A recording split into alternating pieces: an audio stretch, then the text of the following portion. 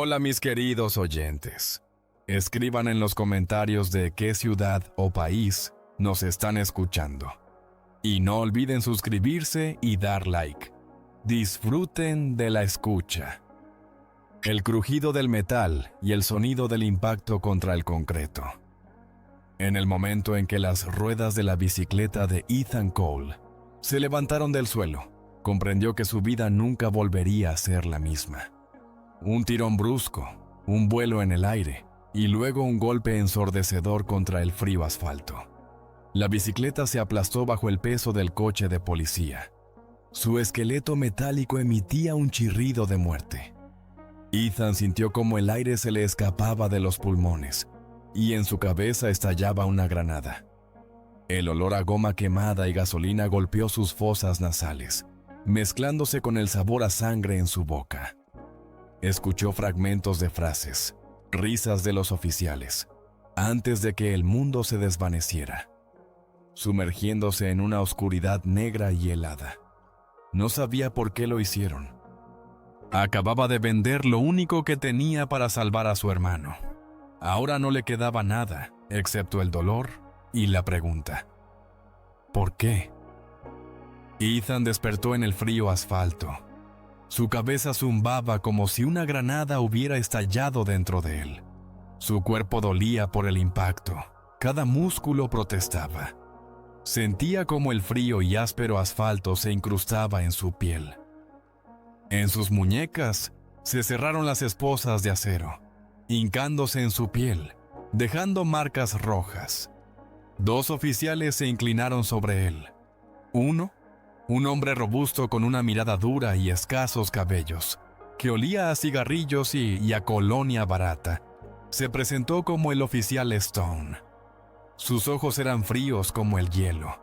La otra, una mujer frágil con ojos cautelosos, casi asustados.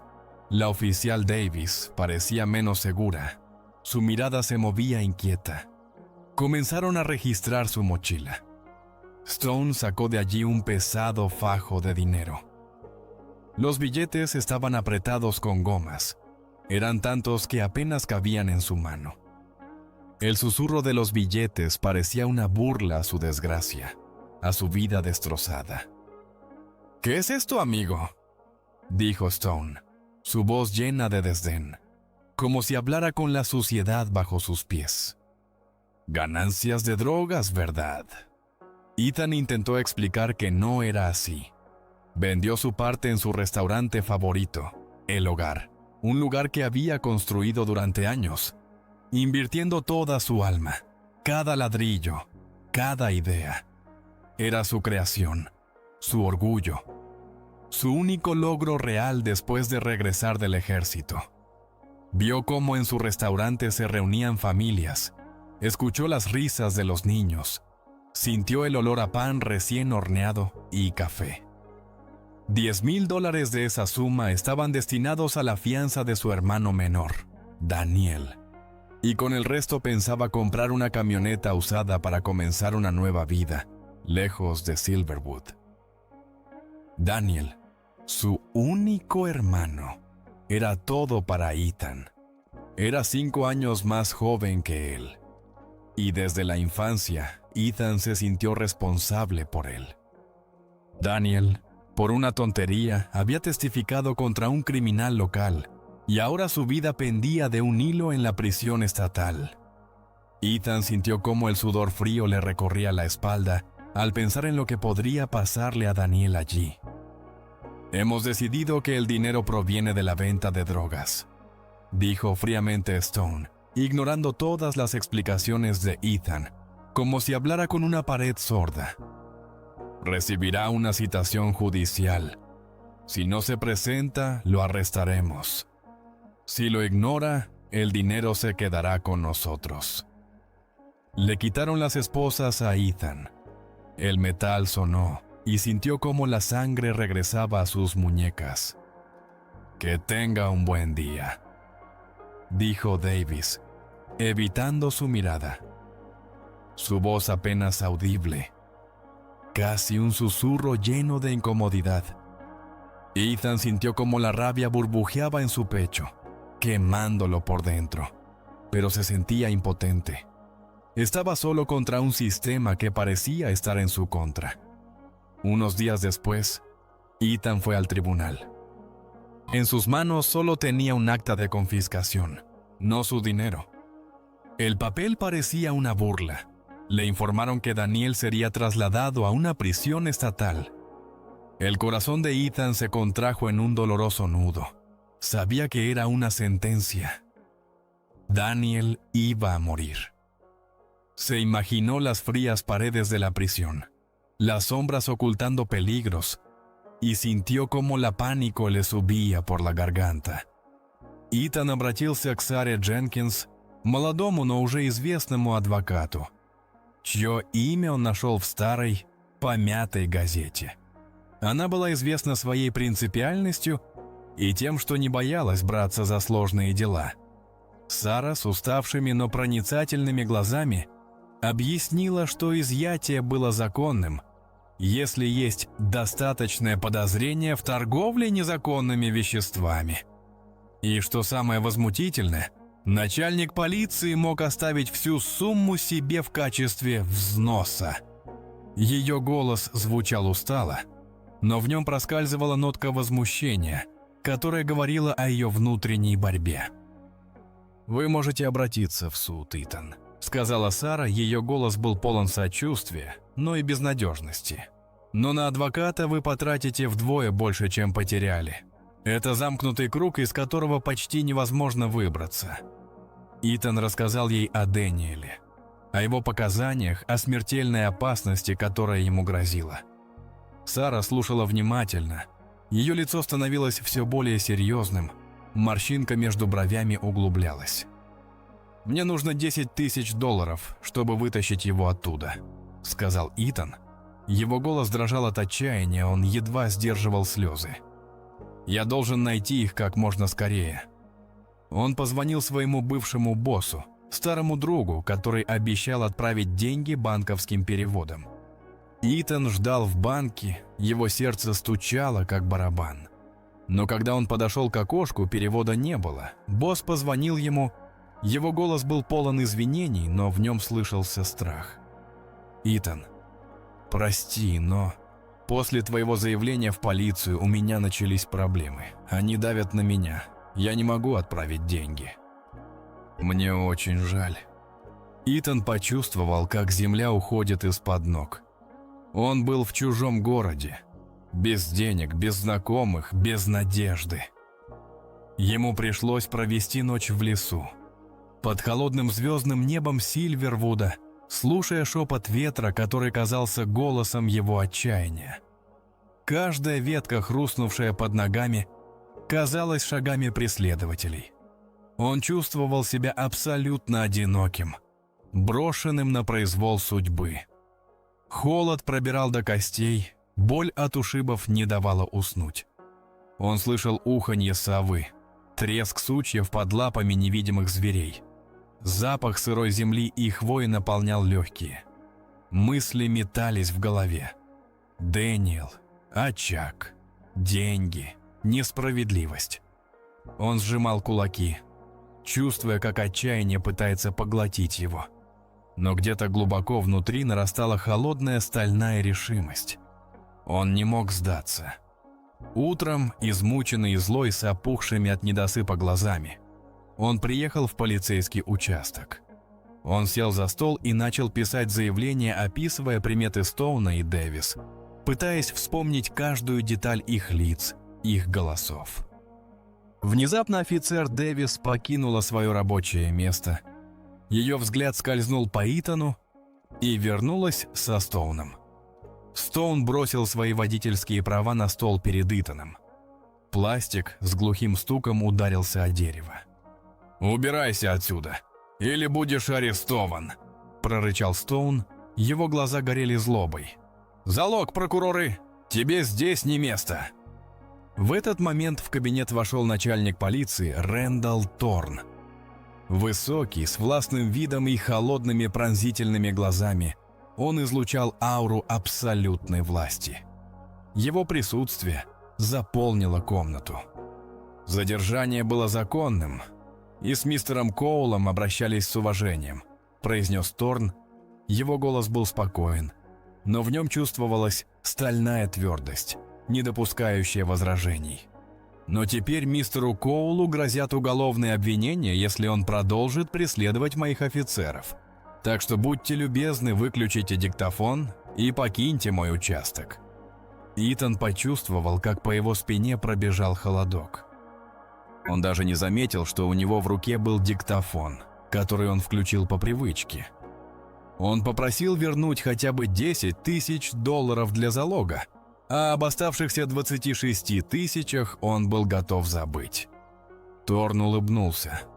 Это была хищная улыбка, полное превосходство. «Спасибо. А теперь убирайтесь», — сказал Торн. Его голос был полон презрения. Итан понял, что его снова обманули. Он был лишь пешкой в их игре. Ему пришлось провести еще одну ночь в лесу. Холод пробирал до костей. Por la mañana se enteró de que el autobús con los prisioneros, incluido Daniel, ya había partido. Ethan corrió hacia la comisaría, pero era demasiado tarde. Sabía que Daniel estaba en peligro mortal. Cada hora de retraso podría costarle la vida. Ethan, sin pensarlo 2 veces, se adentró en el bosque para acortar el camino.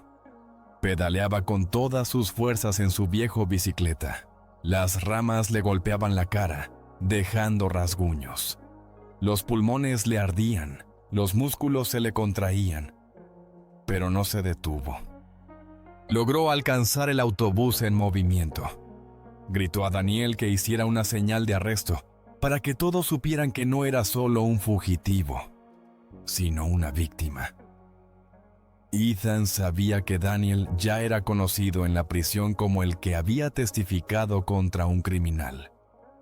Su vida pendía de un hilo. Mientras tanto, los policías irrumpieron en El Hogar, el restaurante de Ethan. Los sonidos de platos rompiéndose y gritos del personal llegaban a él por teléfono. Bajo el pretexto de que allí se vendían drogas, confiscaron la caja fuerte del jefe con la recaudación. Era el último clavo en el ataúd de su sueño, de su futuro. Ethan sintió cómo su corazón se apretaba de dolor y desesperanza.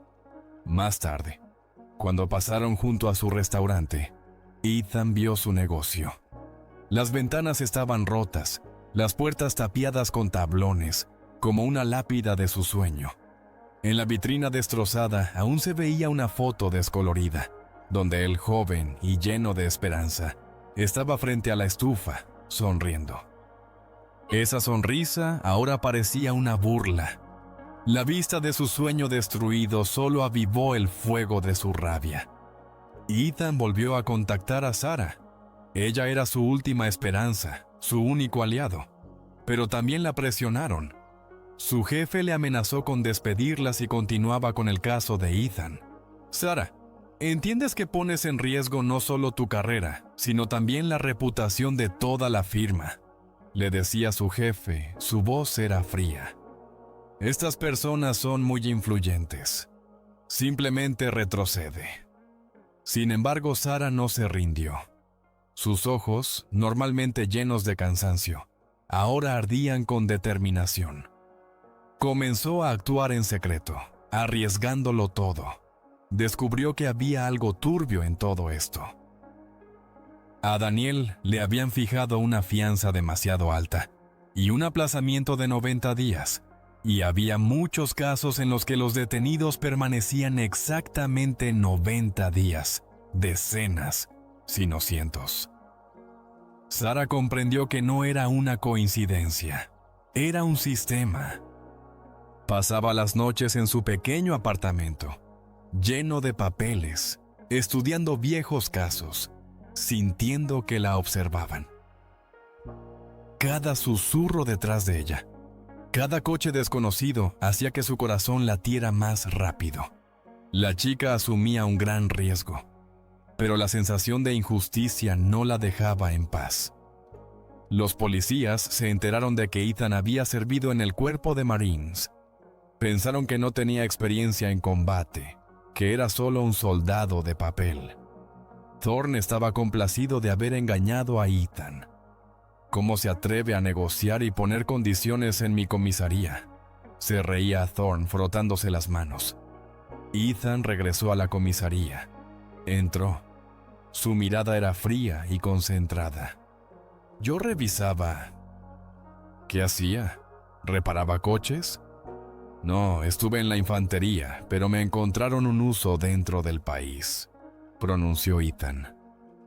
Su voz era tranquila, pero había una amenaza oculta, una determinación de acero.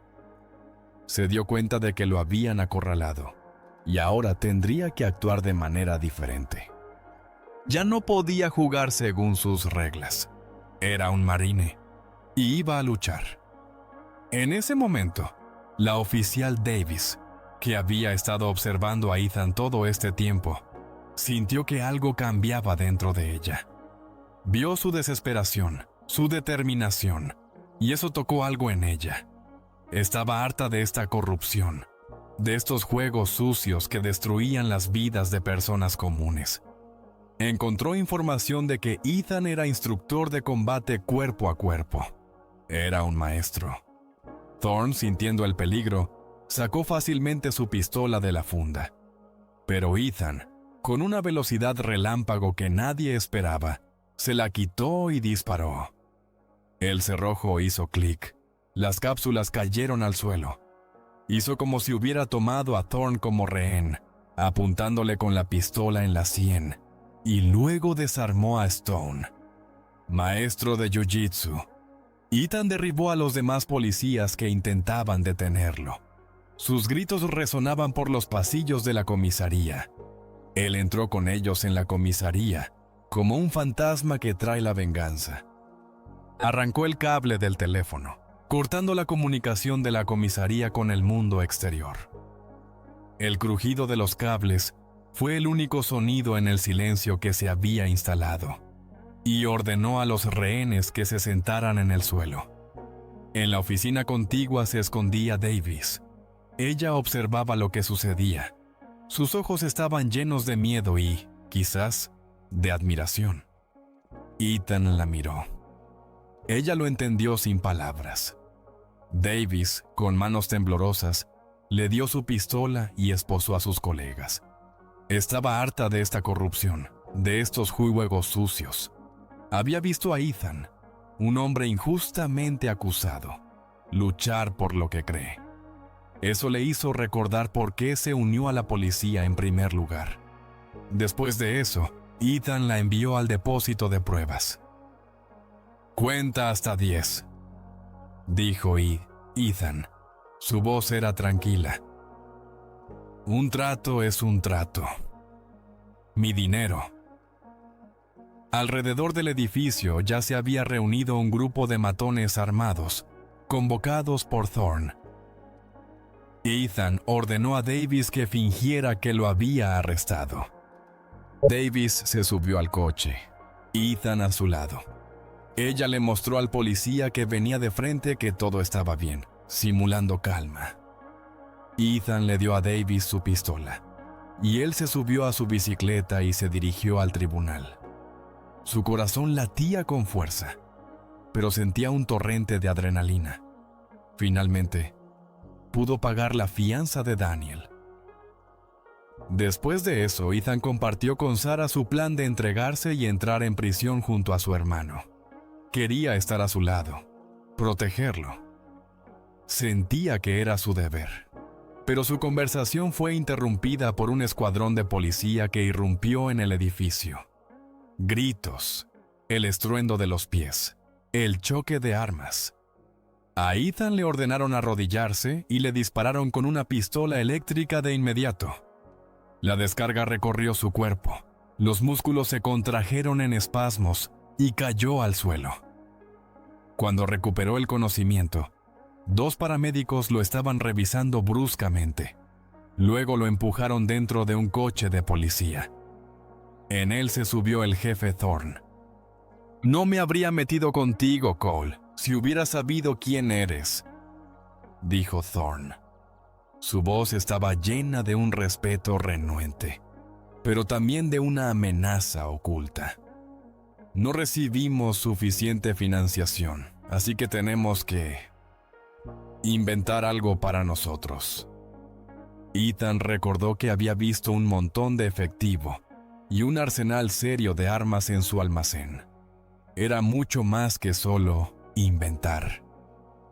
Era un esquema criminal completo. El coche se detuvo cerca del hospital. Thorne arrojó los $26,000 restantes al suelo. Los billetes volaron con el viento. Le quitó las esposas a Ethan. «¡A Daniel! ¡Lo atacaron en la cárcel!», dijo Thorne. Su voz carecía de toda compasión, como si hablara del clima. «Lo hirieron gravemente.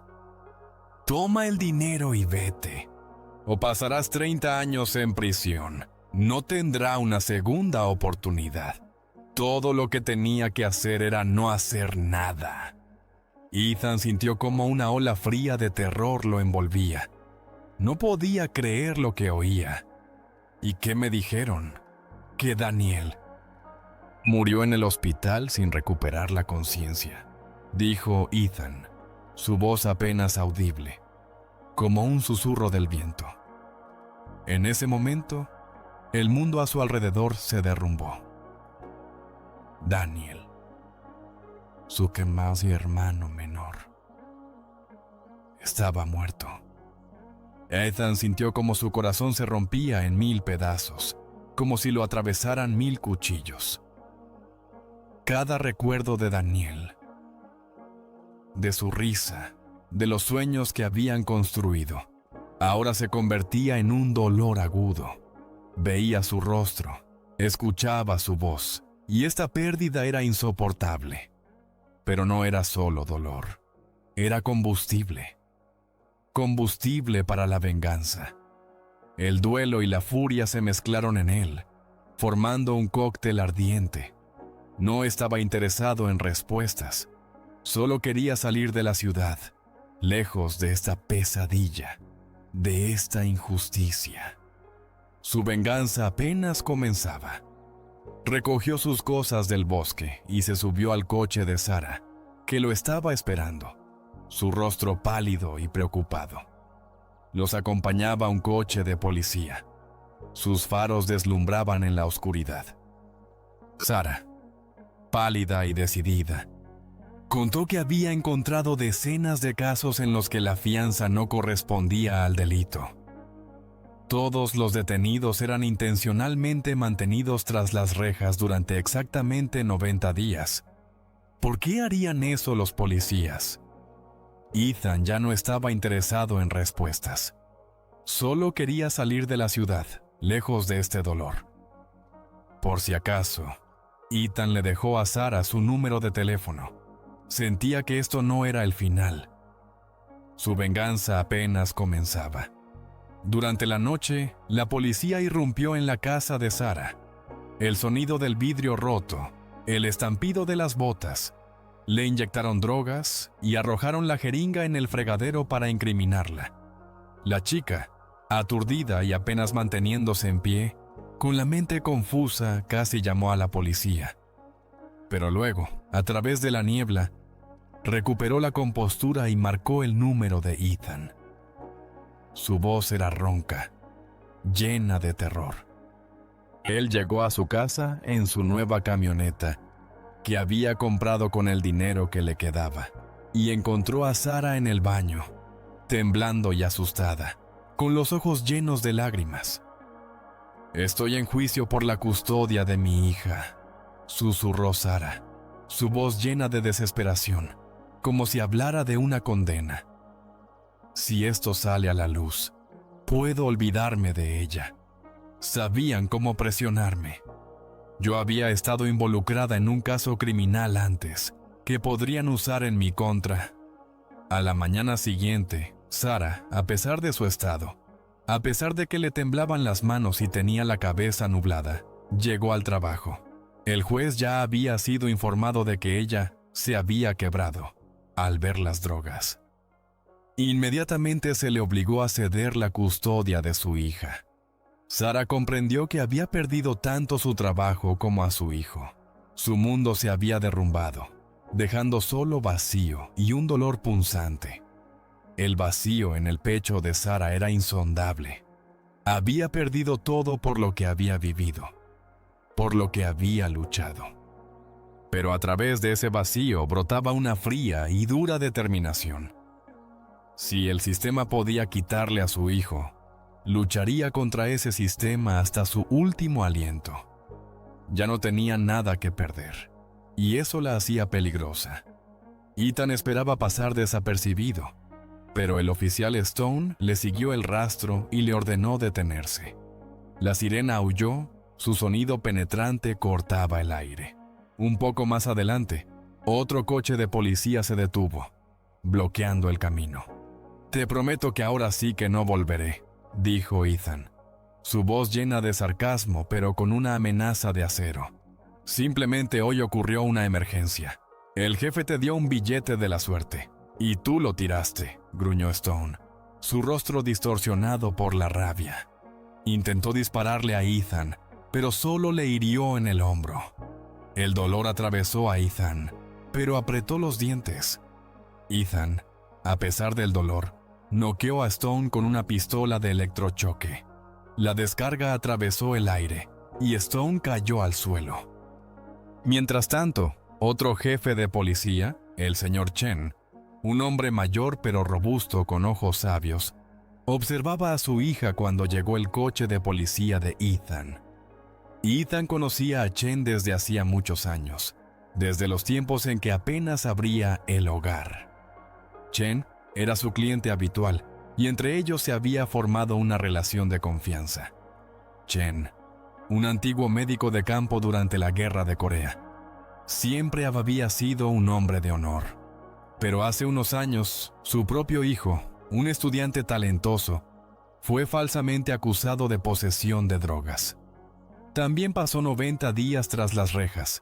Su vida fue destruida y los registros de su arresto desaparecieron.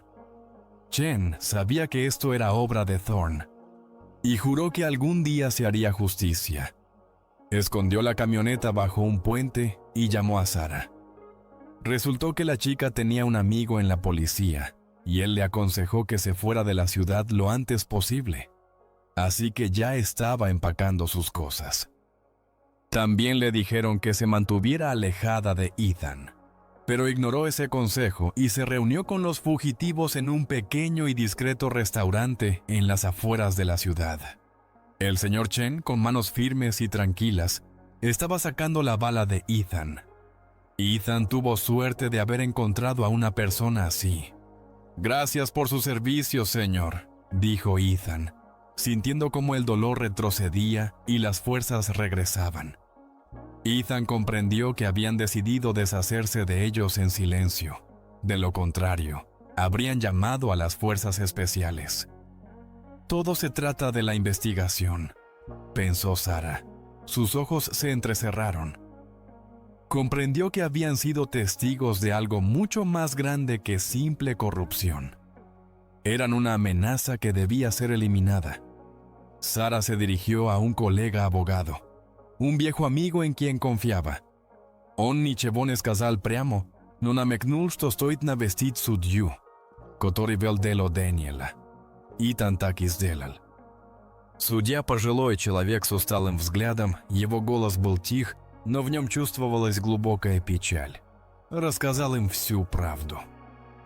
Все началось с убийства невинного человека полицией.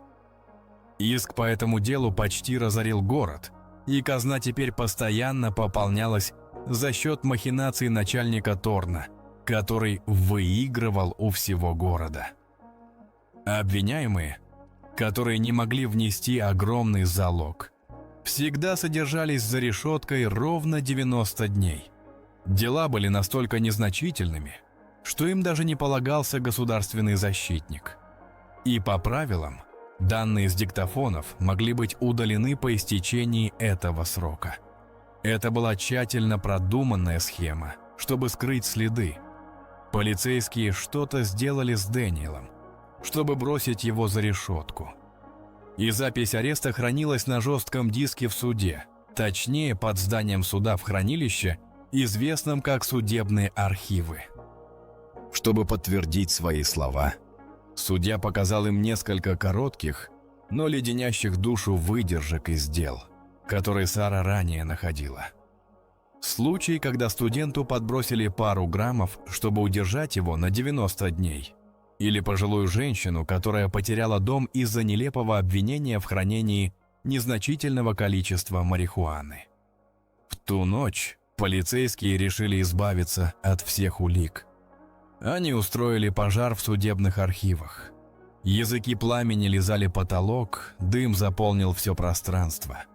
На складе хранилась куча жестких дисков. Вытащить их все было невозможно. Но Сара, ее мозг работал лихорадочно, вспомнила о SD-картах с диктофонов. За последнюю неделю накопилось 20 карт. На одной из них запись с Дэниелом. Это был их единственный шанс. Сара, не теряя ни секунды, побежала к зданию суда, чтобы найти эту запись. Она знала, что времени мало. Полицейские, уже ожидавшие ее, схватили ее там. Ее связали, рот заклеили скотчем. Итан ждал свою напарницу у главного входа и увидел, как полицейские бросили ее в машину. Он услышал ее приглушенный крик. Анси ненадолго остановились рядом с полицейской машиной. Итан, не раздумывая, врезался в нее. Удар был сильным, металл заскрежетал. Стекла разбились с оглушительным звоном. Итан сквозь боль вытащил офицера из машины. Тот сопротивлялся, но Итан, используя свои навыки, быстро обезвредил и связал его. Они договорились обменять Сару на флешку на рассвете в назначенном месте. На старой заброшенной фабрике, где когда-то кипела жизнь, а теперь царила разруха. Целый вооруженный отряд ждал морпеха, и их тени метались в предрассветной мгле. Однако по какой-то причине Итан не явился. Миллер, который был в отряде, его лицо было напряжено, заметил его машину на мосту и выбил окно. Но на водительском сиденье сидел связанный полицейский. Его глаза были полны ужаса. Итан в этот момент разрушил стену хранилища в полицейском участке. Звук крошащегося бетона был оглушителен. Он перехитрил начальника Торна и несколько раз выстрелил в него из травматического пистолета, который забрал у Дэвис. Торн упал, корчась от боли, его крик разорвал тишину. Миллер, увидев это, понял, что Дэвис помогала Итану. «Послушай меня! Пристрели ублюдка!» – прокричал Итан, обращаясь к Дэвис. Его голос был полон ярости. Он отдал ей флешки и надел бронежилет. «Если Сара пострадает, я сожгу все деньги вместе с участком». Внезапно Дэвис направила пистолет на Итана. Ее рука дрожала, но взгляд был тверд. «Я не позволю никому умереть сегодня», – произнесла она. Ее голос был тверд, несмотря на внутреннюю борьбу. Итан вышел на улицу и бросил сумку с оружием на землю.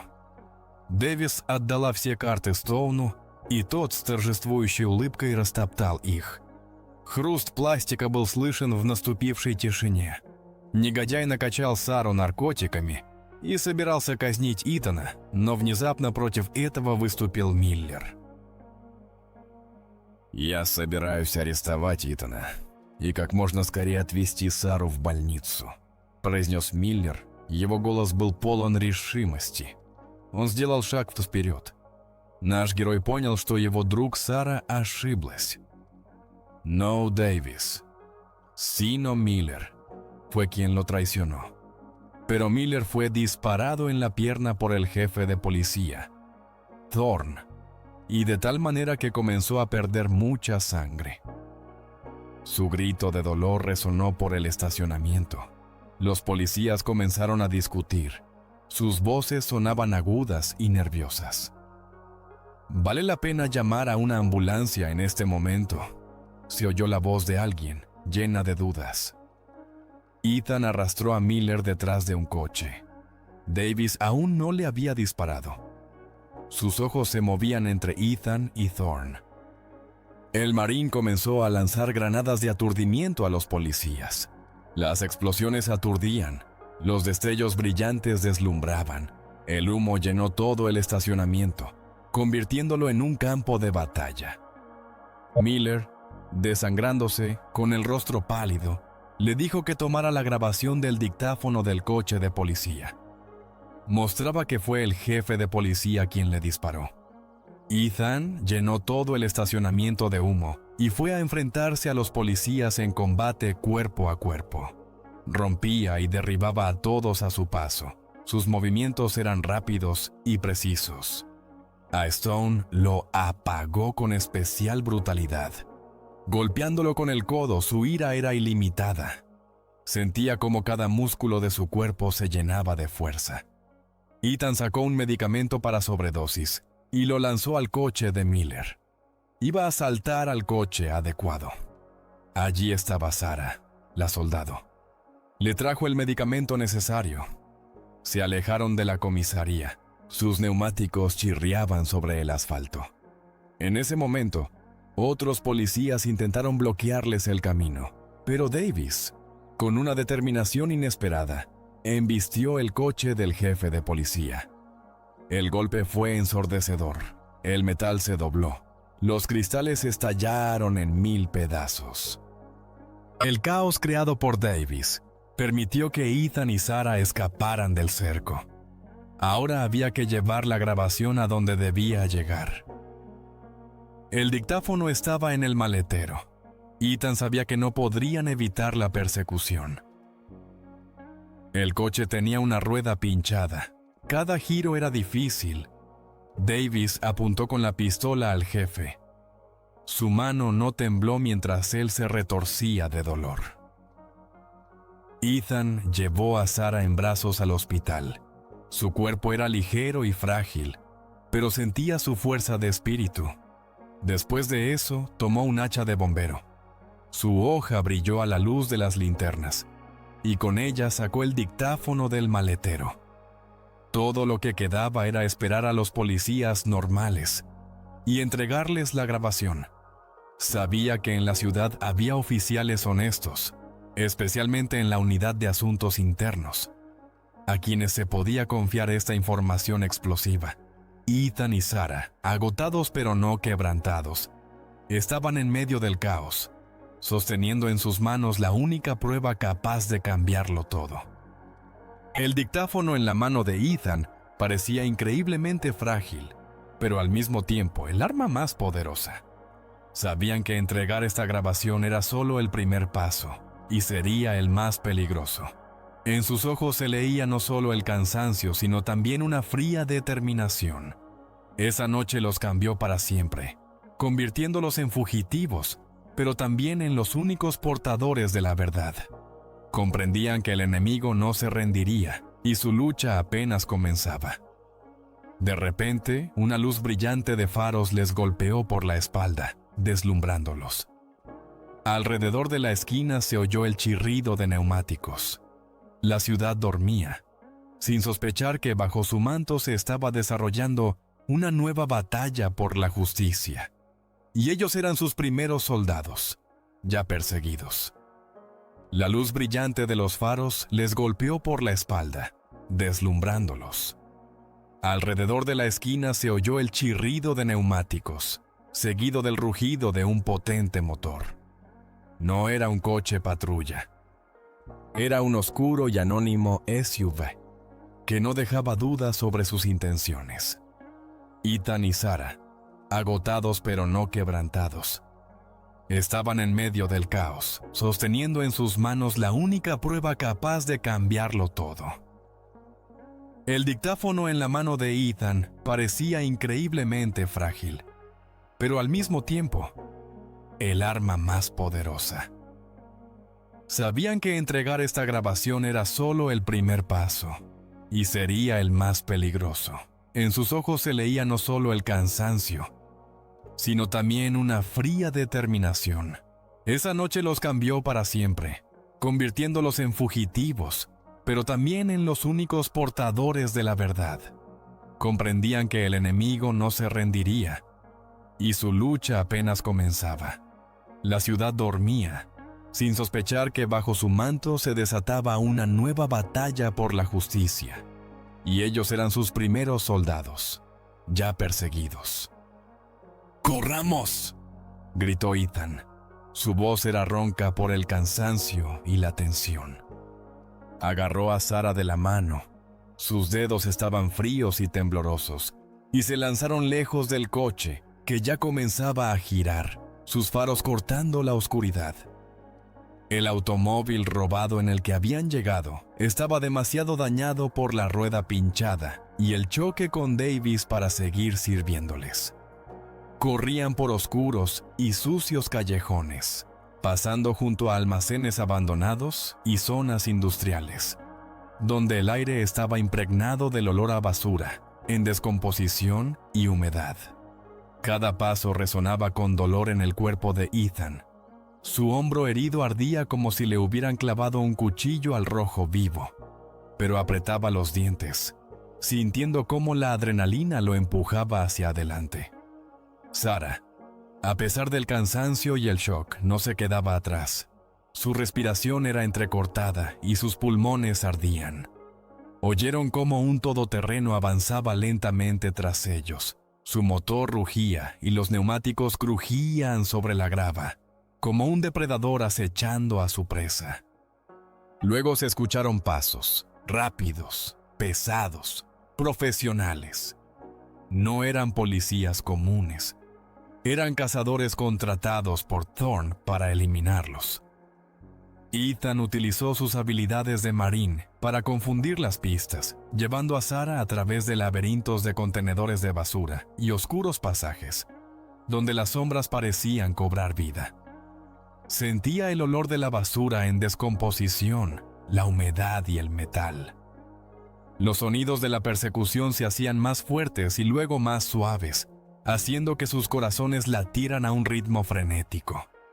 «Necesitamos contactar a Richardson», susurró Sarah, jadeando, su voz llena de desesperación. «Le envié un mensaje cifrado cuando estábamos en el hospital. Debió recibirlo». Encontraron un refugio temporal en un hangar medio en ruinas, donde alguna vez se almacenaron viejos camiones. El aire era frío, impregnado del olor a aceite de motor y moho. Ethan se apoyó contra una pared oxidada, tratando de recuperar el aliento. Su cuerpo temblaba por la tensión. Su herida pulsaba, pero ignoraba el dolor, concentrándose en la voz de Sarah. Sarah sacó su viejo y desgastado teléfono. La pantalla estaba agrietada, pero aún funcionaba. Él respondió. Susurró. Sus ojos se agrandaron de alivio y miedo al mismo tiempo. «Nos espera en el viejo muelle, junto al faro. Solo». Dijo que sería arriesgado, pero está dispuesto. Llegaron al muelle bajo el manto de la oscuridad, avanzando por tablas estrechas y resbaladizas que crujían bajo sus pies, como un viejo barco. El viento frío del lago les azotaba la cara, trayendo el olor a pescado y algas, penetrando bajo su ropa. El faro, con su haz de luz deslizándose lentamente sobre la oscura superficie del agua, parecía ser el único punto de referencia en esa oscuridad, la única esperanza. Richardson los esperaba. Su figura apenas era visible en la penumbra, con los brazos cruzados sobre el pecho. Se veía aún más cansado que antes. Sus ojos estaban llenos de preocupación y su rostro mostraba una profunda fatiga. «Sarah, Ethan», pronunció. Su voz era baja, pero en ella había una determinación de acero. «Recibí su mensaje. ¿Qué tienen?» Los miró detenidamente, deteniéndose en la herida de Ethan, en el rostro pálido de Sarah. Sarah le extendió un dictáfono. La carcasa de plástico parecía tan insignificante, pero su contenido era capaz de hacer estallar todo un mundo. Todo está aquí, Richard. Thorne. Su plan de 90 días. El asesinato de inocentes. Y Daniel. Richardson tomó el dictáfono. Sus dedos temblaron ligeramente. Encendió la grabación. La voz suave pero clara de Thorne. Sus sonrisas pianicas, sus órdenes, llenaron el silencio del parque, como voces del inframundo, penetrando en las profundidades del alma. Richardson escuchaba. Su rostro se volvía cada vez más pálido, y sus ojos se ampliaban por el horror y la incredulidad. Apretó la mandíbula, su mirada se volvió dura. Cuando la grabación terminó, apagó el dictáfono. Su mano temblaba. «Dios mío», susurró, su voz apenas audible, llena de desdén. Esto es todo lo que decían. Es mucho peor de lo que podía imaginar. No es solo corrupción. Es toda una red. Controlan todo. Toda la ciudad. Quizás, y no solo la ciudad. Levantó la vista hacia Ethan y Sarah. ¿Entienden lo que esto significa? Es guerra. Thorne no se detendrá ante nada para ocultarlo. Hará lo que sea. Los destruirá. A mí. Y a cualquiera que se interponga en su camino. Lo sabemos, respondió Ethan. Su voz era firme como una roca. No había ni sombra de duda en ella. Estamos listos. Queremos que esto salga a la luz. Que todos conozcan la verdad. Que Daniel no haya muerto en vano.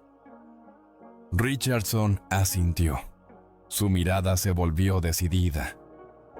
Debo transmitir esto, pero no puedo garantizar su seguridad. Necesitan desaparecer. Ahora mismo. Me pondré en contacto con mi mentor en el FBI, el agente Harrison.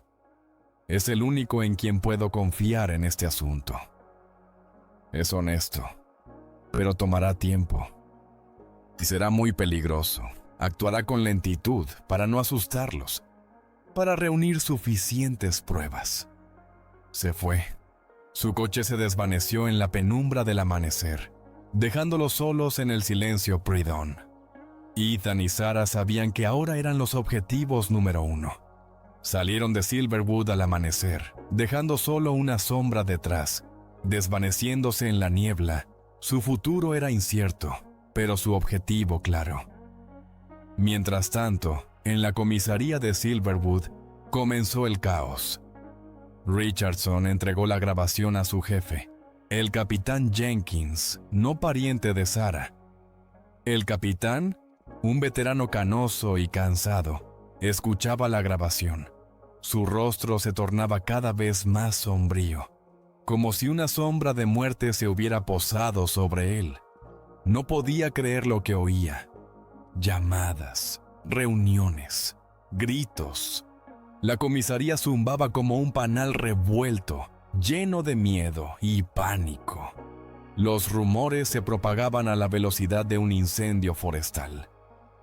Thorne se enteró de la grabación casi de inmediato. Su furia era ilimitada. Se movía por la oficina como una bestia enjaulada. Sus puños se apretaban y en sus ojos ardía el odio. Lanzaba objetos. Su voz estaba llena de rabia incontrolable. «Deben ser encontrados», gruñó por teléfono. Su voz rebosaba odio. «Vivos o muertos». Especialmente Cole y esa chica, Jenkins. Saben demasiado. Si hablan, todo se derrumbará. Mi imperio, mi vida, todo. Thorne activó sus conexiones durmientes. Llamó al alcalde, quien le debía favores. Su voz estaba llena de amenazas, recordatorios de servicios pasados, de esqueletos en el armario.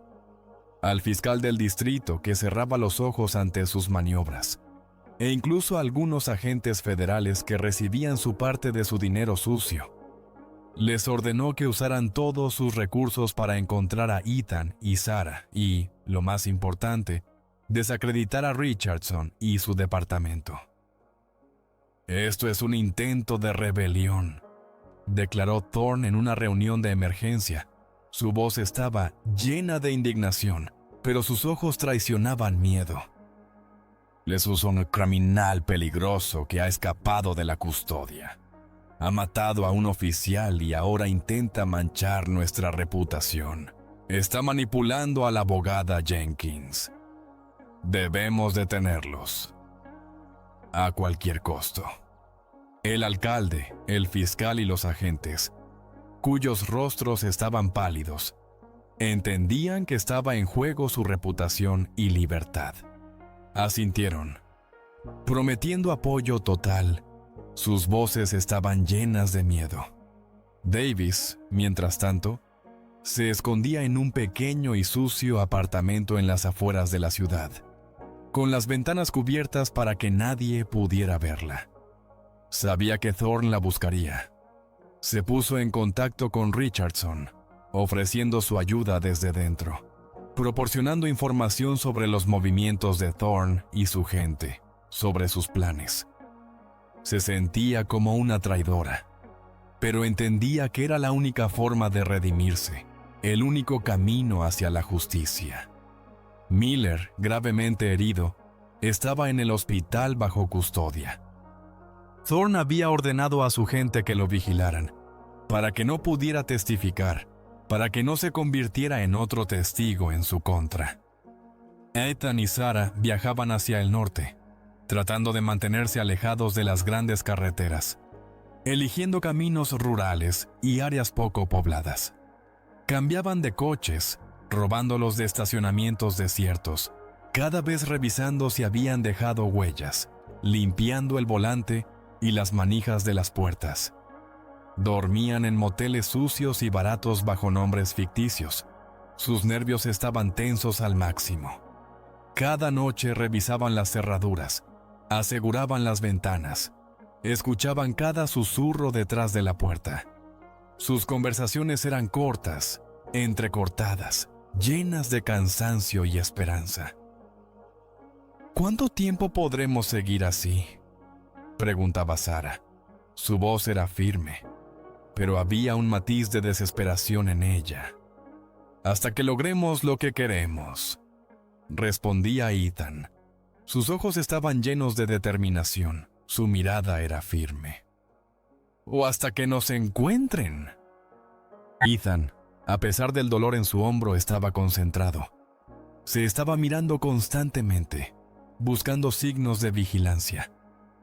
Notaba cada sombra, cada coche que lo seguía demasiado tiempo, cada silueta desconocida en el espejo retrovisor.